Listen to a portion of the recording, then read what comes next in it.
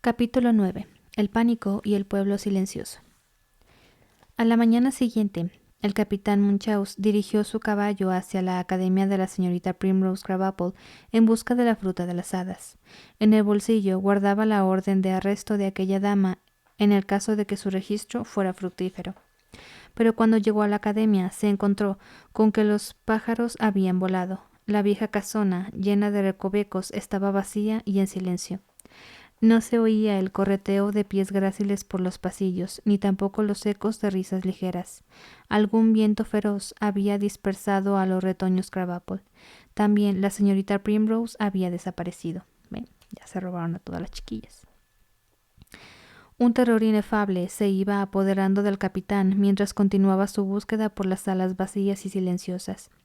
Encontró los dormitorios en desorden, cajones medio abiertos, ropa de delicados colores apilada en el suelo, lo que indicaba que la desbandada se había hecho con prisas.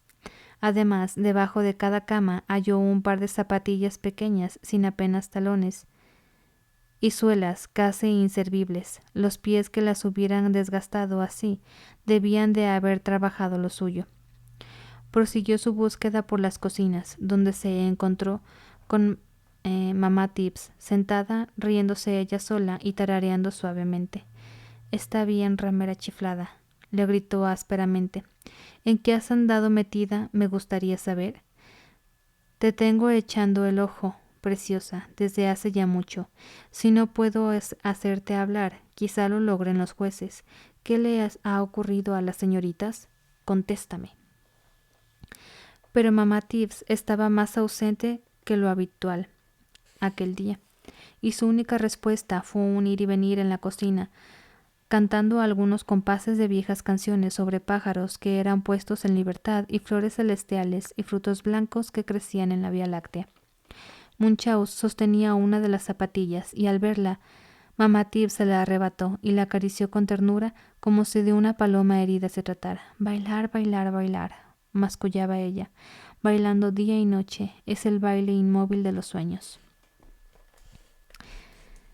Y con un bufido de irritación, Munchausen se dio cuenta, y no era la primera vez en su vida, que tratar de sacar algo en claro de mamá Tibbs era una pérdida de tiempo. De manera que volvió a registrar la casa en busca, esta vez, de la fruta de las hadas, pero no halló ni una semilla, ni una cáscara de piel que resultara sospechosa. Por fin en el desván descubrió sacos vacíos con grandes manchas de zumo, y no podía tratarse de zumo corriente, pues algunas de las manchas eran de un color que no había visto nunca. Las terribles noticias de la desaparición de los retoños Krabappel se extendieron como un reguero de pólvora por todo entre brumas. Los negocios se paralizaron. La mitad de los senadores y algunas de los comerciantes más ricos tenían hijas en la academia, y el pobre Munchausen lo asediaban padres desesperados que parecían creer que él tenía ocultas a sus hijas en algún lugar que le pertenecía. Asimismo, todos reclamaban venganza en la cabeza de la señorita Primrose Krabappel y exigían que se hallase y fuese puesta a recaudo de la justicia. Fue a Endymion Lear a quien se le confió que la buscara. Todavía de pilón a él. Él la trajo, entre gritos y sollozos, al calabozo de la guardia. El médico explicó que la había hallado en el muelle, vagando sin rumbo fijo, medio desesperada y esperando, evidentemente, encontrar refugio en algún navío amarrado a punto de partir. La señorita Primrose negó que supiera cualquier cosa de que les había ocurrido a sus pupilas y declaró que al despertarse aquella mañana había descubierto que las niñas habían volado. También negó con protestas vehementes haberles dado la fruta de las hadas. En esto Endymion Lear la apoyó. Los contrabandistas, decía él, eran individuos de astucia y recursos infinitos, ¿y no sería acaso lo más probable que ellos hubieran introducido la demoníaca mercancía en una inocente entrega de higos y uvas? Y las niñas, teniendo como tienen una cuarta parte de muchacho y 3/4 partes de pájaro, añadió el médico con su áspera risita, no pueden evitar robar en los huertos. Y si no hay huerto, Que robar, caramba, pues no les queda más remedio que entrar a robar en el desván, donde se guardan las manzanas, y si las manzanas resulta que no son manzanas, pues no hay nadie a quien echar la culpa. Mira qué a gusto te lava las manos, perro. Pese a todo, la señorita Primrose fue recluida en la sala del ayuntamiento, reservada para los prisioneros de clase superior, quedando pendiente el juicio bajo la acusación de recibir mercancía de contrabando en forma de tejidos de tela. El único cargo con el que debido a la obstinada ceguera de la ley, podía ser procesada. Mientras tanto, una pareja de soldados que estaban rastreando el país en busca de Moonlove Honeysuckle regresaron con la noticia de que la habían perseguido hasta las colinas del confín, siendo este el último lugar donde la vieron, trepando por sus laderas como una cabra. De ningún dorimarita podía esperarse que fuera más allá en su busca. Un par de días después, los soldados que fueron enviados en busca de los otros retoños Krabappel volvieron con noticias parecidas. A lo largo de la carretera occidental habían oído rumores sobre un grupo de muchachas que pasó revoloteando al compás de tristes y delirantes cancioncillas. Al fin se encontraron con un cabrero que las vio desaparecer como Moonlove entre los pliegues de las terribles colinas. De manera que ya no podía hacerse nada más. Seguramente a estas horas los retoños Krabappel ya habrían perecido en la marca élfica o desaparecido para siempre en los confines del reino de las hadas. Aquellos fueron días tristes en entre brumas. Todas las grandes casas tenían sus contraventanas cerradas, los locales de baile y otros lugares para el esparcimiento no se abrieron. Por las calles se veían rostros tristes y atemorizados, y como en empatía por los asuntos humanos, los días se acortaron. Los árboles se tornaron amarillentos y empezaron a despojarse de las hojas. Endymion estaba muy solicitado, en especial en aquellas casas que hasta la fecha habían estado cerradas para él. Ahora entraba y salía de ellas en todo momento, exhortando, consolando, aconsejando, y dondequiera que fuera, se le arreglaba para dejar la impresión que, de una manera u otra, era Miss Nathaniel Chanticleer a quien había que culpar por todo el asunto. De esto no había duda. En aquellos días el alcalde se convirtió en el hombre más impopular de todo entre brumas. En el Senado no recibía otra cosa que no fueran agrias miradas de sus colegas. Al caminar por la calle mayor se escuchaban amenazas e insultos a su paso, y un día, al pararse en la esquina de una calle donde se estaba representando una función de marionetas, descubrió que era él mismo el villano de la pieza. Y cuando tuvo lugar el esperado clímax y el héroe fustigaba la cabeza de madera del villano con su garrote, la voz en falsete de la mujer oculta remarcaba los golpes con comentarios como: ahí va ese Nat, gallo del corral, un ojo morado porque la hogaza de pan viene muy pequeña últimamente, y otro por el vino agrio, y ahí va un buen mamporro a tus narices por gustarte tanto las planzanas y las meras. Aquí el artista cambió la voz y dijo: perdón, señor, ¿qué son las planzanas y las meras? Pregúntaselo a Nat, el gallo de corral, respondió la voz en falsete, y te contestará que son manzanas y peras que vienen del otro lado de las colinas. Lo más grave de todo fue que por primera vez desde que Miss Nathaniel era la cabeza de familia, Ebenezer Prim no fue en persona a dar cuerda a los relojes. Ebenezer era un modelo de dignidad y respetabilidad, y era una broma habitual en la sociedad de entre brumas decir que uno no podía estar seguro de su estatus social hasta que él no se encargaba personalmente de dar cuerda a sus relojes en lugar de enviar a uno de sus aprendices. Sin embargo, el aprendiz de Ebenezer enviado a Miss Nathaniel, tenía un aspecto casi tan respetable como el de su maestro.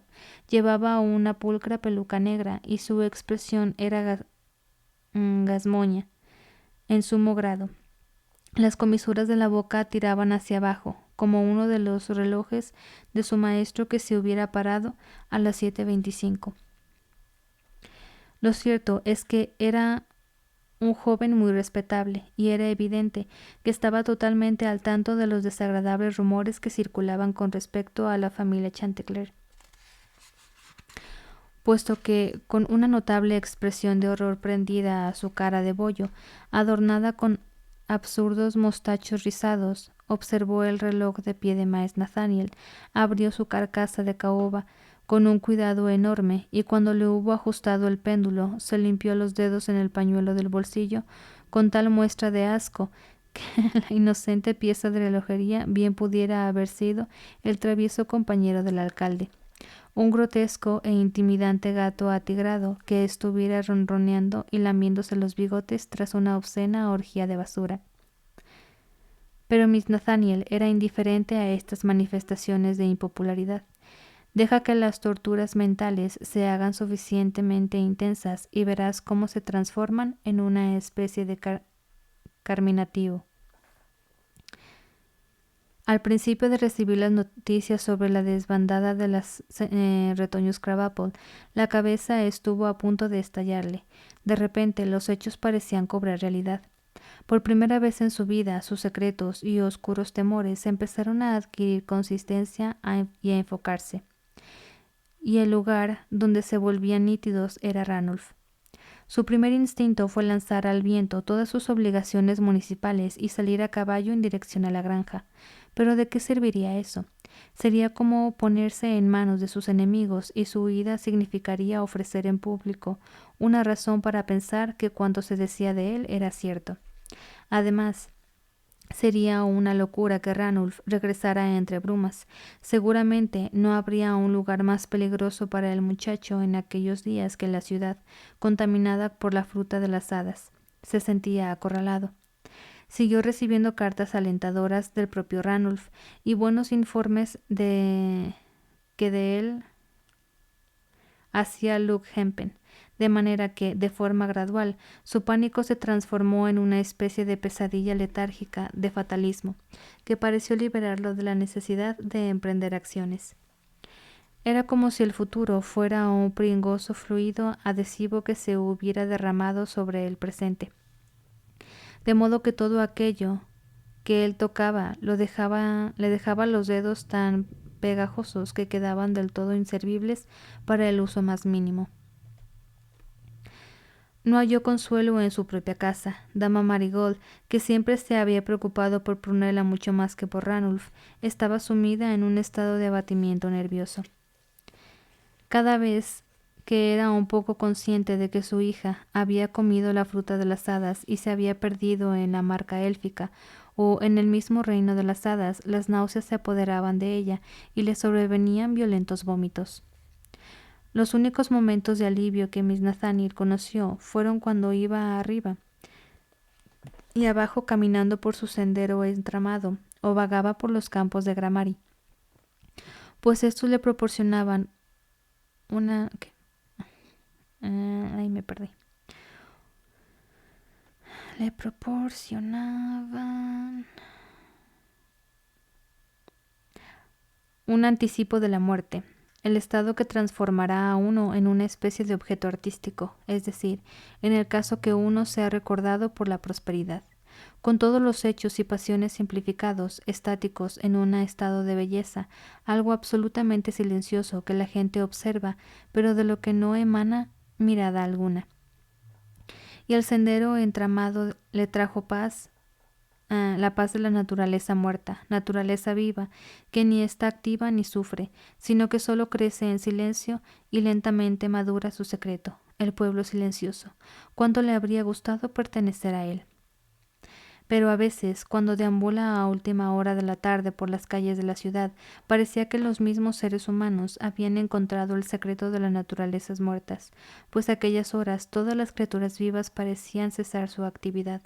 Los comerciantes se quedaban de pie en las puertas de sus tiendas, contemplando la calle con la mirada ausente, tan alejados de sus negocios como las flores en los jardines, y daba la impresión de que ellas también descansaban después de un día de trabajo, y se asomaban indolentemente al exterior desde sus verdes ropajes.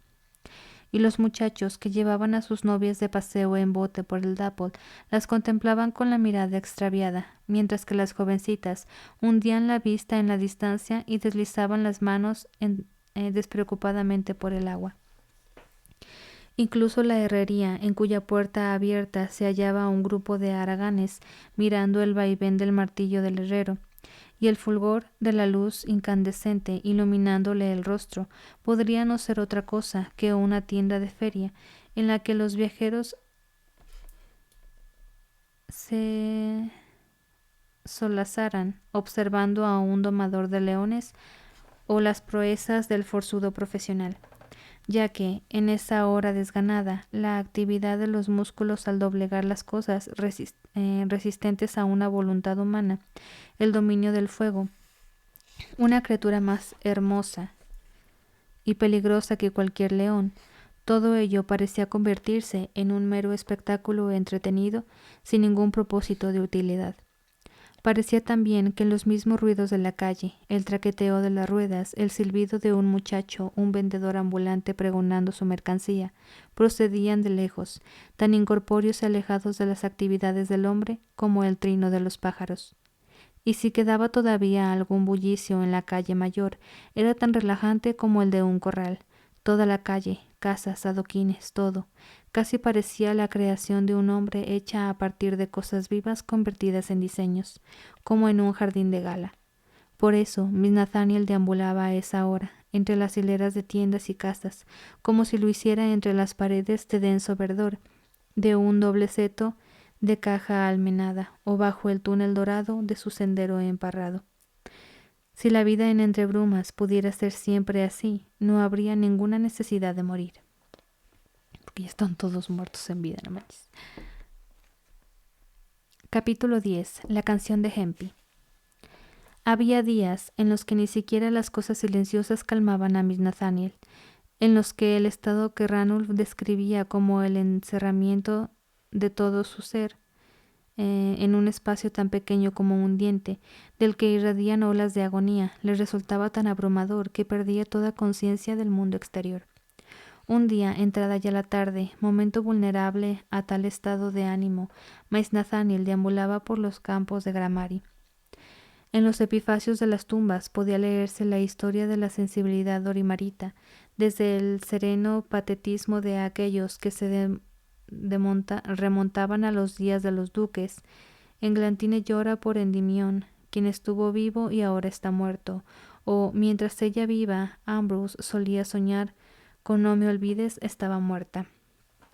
Esta vez se despertó y descubrió que era cierto, seguidos por los pacíficos testimonios de la laboriosidad y prosperidad de los primeros días de la República, hasta el cinismo chabacano de épocas recientes. Por ejemplo, aquí yace Hyacinth Kersuk, tejedor, cuya vida dio tanto de sí como sus tejidos, sobrepasando sus límites naturales, y que con gran pesar de su familia murió a la edad de... a la madre, ¿qué es esto? A ver, 69. Okay, 69 años. Estaba en números romanos, tuve que hacer cuentas. Pero aquella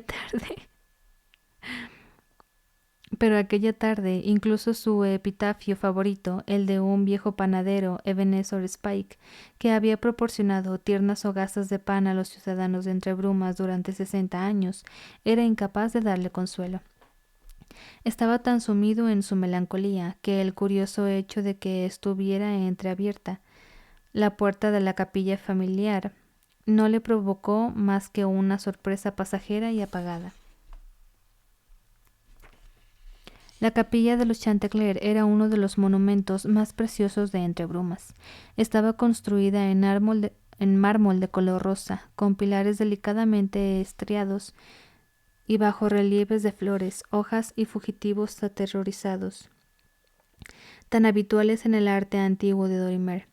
Tenía el aspecto de una exquisita casa de recreo, y según contaba la tradición, originalmente había pertenecido al duque Aubrey. Lo cierto es que estaba en consonancia con la leyenda de que éste levantaría un panteón en el ámbito de sus correrías. Nadie había entrado nunca allí excepto Miss Nathaniel y su familia para llenarlo de flores en los aniversarios de la muerte de sus padres. En ese momento la puerta estaba claramente entreabierta. La única conjetura que se hizo el alcalde fue que la piadosa Hempy se habría acercado aquel día para conmemorar algún aniversario que solo ella recordaba en las vidas de sus amos ya fallecidos y habría olvidado cerrar la puerta otra vez. Con paso cansino se acercó hasta la puerta occidental y contempló entre brumas, y tan atónito y desesperado se quedó que al principio fue incapaz de reaccionar lo más mínimo ante aquello que sus ojos estaban viendo. Exactamente igual que algunas veces el fluir del Dapple se reflejaba en los troncos de las hayas que crecían en sus riberas, de forma que un elemento, que parecía estar hecho de agua y luz a la vez, daba la impresión de que se difuminaban los límites del río. Así estaba ocurriendo ahora con los objetos que veía allá abajo, que se reflejaron en fantasías y ablandaron el duro rígido tejido de su congoja. Pareció que las casas de techos rojizos, diseminadas por la ladera de la colina, se empujaban atropelladamente en dirección al puerto, ansiosas por convertirse en navíos y huir navegando como una bandada de torpes patos en un lugar de cisnes, y parecía que las casas, más allá del puerto, se asustaban las plumas con el pico para que las retrataran, perdón. Las chimeneas lanzaban favorecedoras sombras aterciopeladas sobre los altos techos inclinados, y era como si los campanarios estuvieran de puntillas por detrás de las casas, como jóvenes y altas criadas que, sin saberlo sus señores, habían conseguido meterse en el retrato de la familia. O quizá las casas que parecían más a esas bandadas de aves de diferentes formas y colores que se agrupaban en las puertas de los graneros a la espera del pitas, pitas, pitas de la mujer que cuida el gallinero y poder así alimentarse al atardecer. En cualquier caso, a pesar de lo inocente que podría parecer las casas, eran las depositarias de cualquier oscuro secreto que entre brumas pudiera albergar. Estaban incluidas en el pueblo silencioso. Las paredes tienen oídos, pero no boca. Las casas, los árboles, los muertos, no cuentan fábulas. La mirada del alcalde se desplazó más allá de la ciudad, hacia los territorios más lejanos, y se posó sobre los campos de amapolas y dorados rastrojos, sobre el humo de las aldeas distantes, sobre la gran franja azul del Down, la más estrecha del Dapple. Una llegaba del norte y el otra del oeste, pero contemplados a kilómetros de distancia, muy lejos de entre brumas, se tenía la sensación de que fluían como dos líneas paralelas, de forma que su convergencia en el puerto resultaba un sorprendente milagro geométrico. Una vez más experimentó el bálsamo de las cosas silenciosas, y creyó atisbar en ellas el paisaje sereno y estático del futuro, una vez que él hubiese muerto. Aunque existía aquella vieja superstición de la esclavitud en el reino de las hadas, el trabajo en los campos de claveles silvestres. No, el bueno de Ebenezer Spike no podía ser un esclavo en el reino de las hadas. Miss Nathaniel se marchó de los campos de Gramary con un sentimiento de melancolía más dulce que la desesperación que lo estrangulaba cuando llegó allí. Al llegar a casa se encontró a Dama Marigold sentada en el salón, abatida, reposando lánguidamente las manos en el regazo. Ya había encendido el fuego, a pesar de que la noche aún no había llegado. Estaba pálida y tenía malvas las ojeras. Él se quedó de pie unos segundos al lado de la puerta, observándola, y recordó los versos de una vieja canción de Dorimer. Tejeré para ella una corona con las flores del dolor, para que su belleza pueda mostrarse con mayor fulgor. Eso suena bonito, lo voy a marcar.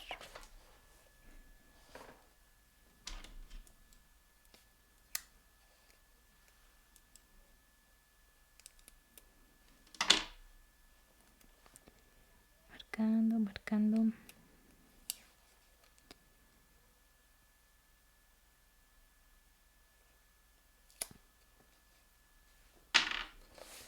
Continúo. Y de pronto la vio con el glamour que solía enloquecerlo en sus días de noviazgo, el glamour de algo que es delicado y sombrío y remoto, el glamour que desata el deseo en el cuerpo de un hombre por el alma de una mujer. Sí, claro, el alma. Marigold, dijo en voz baja. Ella frunció los labios y sonrió desdeñosa. Bueno, Nat, ¿has estado aullando a la luna y a la casa de tu propia sombra? Marigold. Se le acercó y se inclinó sobre el respaldo de su sillón. Ella se sobresaltó y exclamó medio irritada y medio disculpándose. Lo siento, pero ya lo sabes. No puedo soportar que me toquen la nuca. Oh, Nat, vaya trasto sentimental estás hecho. Y todo empezó otra vez, los vanos lamentos, los reproches velados, pues el deseo de hacer daño a su marido luchaba con el hábito de la clemencia, engendrado a lo largo de años de una tibia ternura ligeramente desdeñosa. La actitud de dama Marigold hacia la calamidad era de repugnancia física mezclada con mal humor, un sentimiento de maltrato y, por increíble que pueda parecer, un sentido del ridículo. Ocasionalmente dejaba de estremecerse para hacer alguna observación como «Oh, cariño, no puedo evitar el deseo de que esa vieja de Primrose se hubiera marchado con todas ellas y haberla visto brincar al son del violín y maullar como una vieja gata atigrada en celo». Finalmente, Miss Nathaniel ya no pudo más. Se puso en pie de un salto, exclamando con violencia. «Marigold, me sacas de quicio. Tú no eres una mujer. Creo que tú misma necesitas un poco de esa fruta. Tengo ganas de conseguir un poco y hacértela tragar».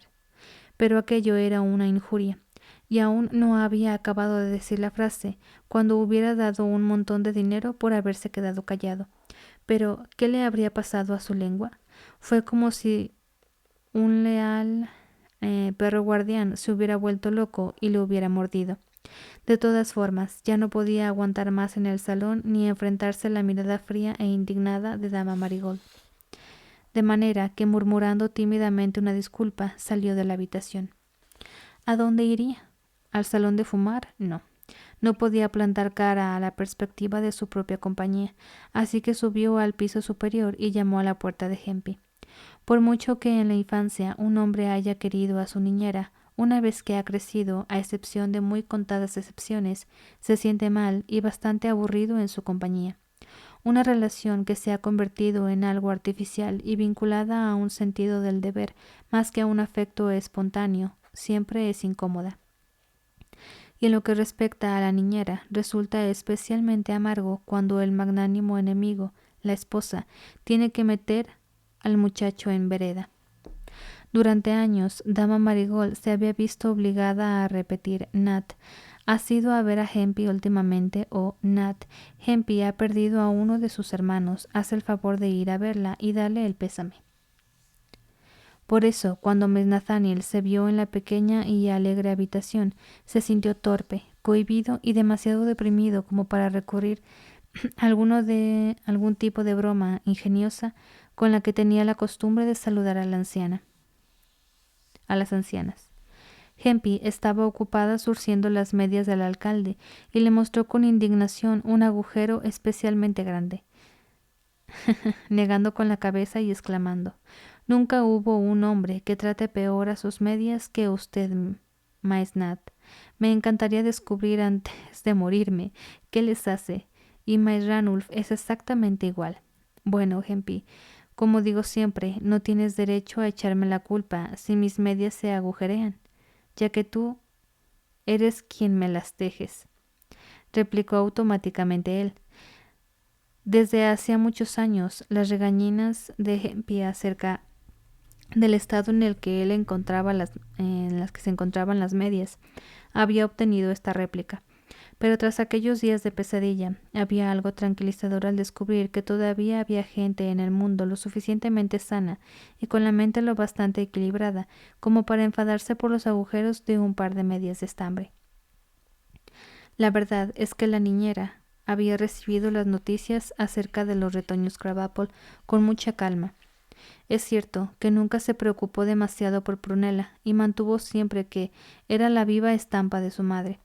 Pese a ello, la muchacha seguía siendo la hija de Miles Nathaniel y la hermana de Ranulf, y de ahí que tuviera cierto valor, de prestado, a los ojos de Humpy, quien había renunciado a las lamentaciones y guardaba un torvo silencio sobre los acontecimientos. La inquieta mirada de Miles Nathaniel vagaba por la habitación que le era familiar, una habitación agradable, fantástica y exquisitamente arreglada. Cuidado con el salón de una hada, le asaltó de forma espontánea el viejo dicho Dorimarita.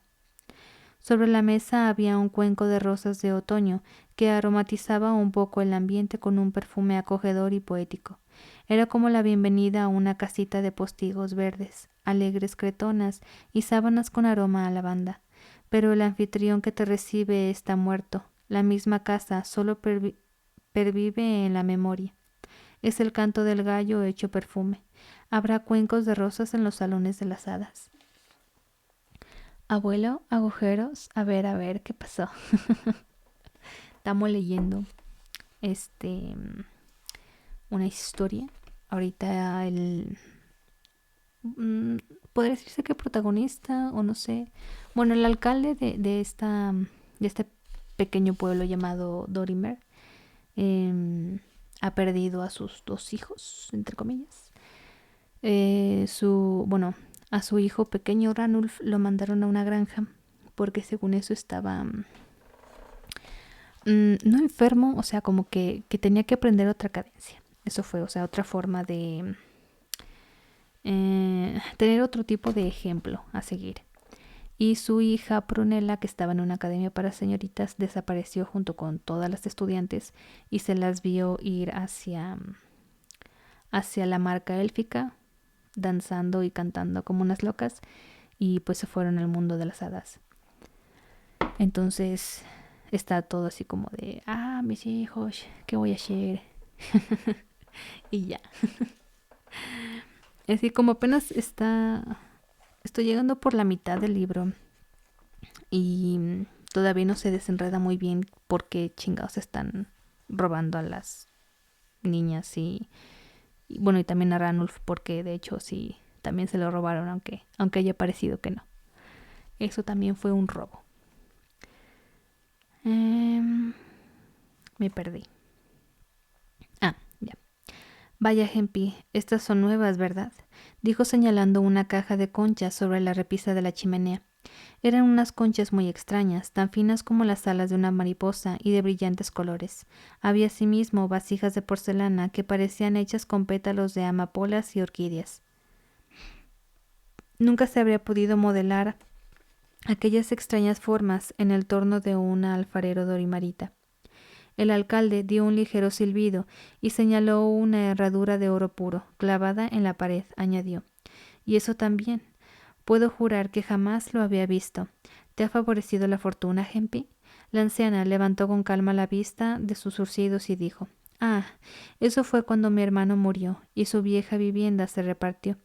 Me alegra tenerlo porque recuerdo que siempre estuvieron en la vieja cocina de nuestra casa. A menudo pienso en lo raro que es que esos trozos de cretona y todas esas cosas tan frágiles sigan viviendo, mucho tiempo después de que la carne y los huesos recios como son se conviertan en polvo. Y es algo extraño, Maesnat, hacerse uno viejo, la manera en que vivimos entre las cosas silenciosas, trozos de cretona y el pueblo silencioso. Hempy se enjugó 2 lágrimas y añadió, nunca supe de verdad de dónde provenían todas estas viejas cosas. Supongo que la herradura es valiosa, pero incluso en las épocas de las peores cosechas, mi padre nunca la quiso vender. Solía decir que había estado encima de nuestra puerta en la época de su padre y de su abuelo, y que esa era su sitio. Yo no debería preguntarme si creía que se le habría perdido el caballo del duque Aubrey. En cuanto a las conchas y las vasijas, cuando éramos niños siempre solíamos susurrar que venían de más allá de las colinas. Él dio un respingo y la miró asombrado. ¿Más allá de las colinas?, musitó horrorizado. Sí, ¿y por qué no?, respondió la niñera impertérrita. Yo me crié en el campo y aprendí a que no me importara el olor de un zorro o de una civeta o de un hada. Son criaturas maliciosas, me atrevería a decir, y es mejor dejarlas en paz. Pero aunque no podemos siempre escoger a nuestros vecinos, la buena vecindad es, de todas maneras, una virtud. Por mi parte, nunca habría elegido a las hadas como vecinas, pero las eligieron para mí, y con ellas tendremos que arreglarnos. Por el sol, la luna y las estrellas, Hempy, no sabes de lo que estás hablando, tú. Vamos, Maisnat, no me venga a mí con su tono engreído y aquello de «estás ante el excelentísimo alcalde de Entre Brumas y sea agradecida con la clemencia», exclamó la anciana agitando el puño ante él. «Sé muy bien lo que me digo. Hace mucho tiempo me mentalicé ya para enfrentarme a ciertas cosas, pero una buena niñera debe tener la boca bien cerrada si no está de acuerdo con sus señores. Por eso nunca le conté lo que creía sobre estas cosas cuando era un muchacho, ni tampoco a Maes Ranulf.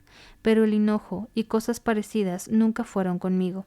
Si las personas saben que no son queridas, están muy ansiosas por hacerse presentes, sean hadas o dorimaritas. El hecho de que nuestros vecinos nos acaben enredando se debe a que nos aterrorizan. Yo siempre he creído que un estómago sano puede digerir de todo, hasta la fruta de las hadas. Fíjese ahora en mi muchacho y en Ranulf. Luke me escribe que nunca ha estado más fuerte. No, señor, ni la fruta de las hadas ni ninguna otra cosa puede emponzoñar un estómago limpio. Ya veo, dijo secamente Maes Nathaniel, que lidiaba contra la sensación de consuelo que a su pesar aquellas palabras le estaban proporcionando.